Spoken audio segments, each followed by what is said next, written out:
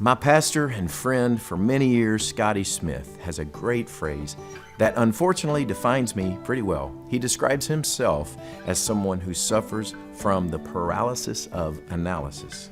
And boy, can I relate to that one.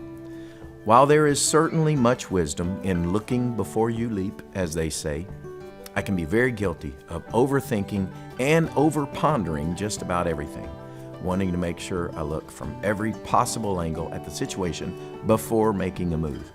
The truth is, at least in my case, this usually comes from a place of fear. Fear of making a wrong move or doing the wrong thing. Isaiah 30:21 is a scripture that has both challenged me and encouraged me on my journey of faith. It says, "You will hear a voice behind you saying, 'This is the way, walk in it,' when you turn to the right or when you turn to the left." The part of that verse that especially jumps out at me are the words, "when you turn to the right or the left." The voice tells us which way to go when we turn to the right or the left. There is movement implied. As you move, the voice will direct you. Recently, I made a trip to my wife's hometown of Springfield, Ohio. We had to travel several places that she was familiar with, but I had never been to. And since I was driving, I had to let her direct me, telling me when to turn and which direction to go. She couldn't give me all the information at once because I couldn't process it or remember it, and we couldn't go anywhere until I began moving.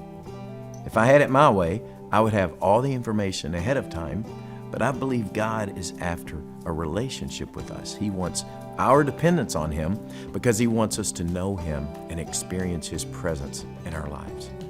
The journey of faith requires that we begin making the journey and trust in God to direct us as we go.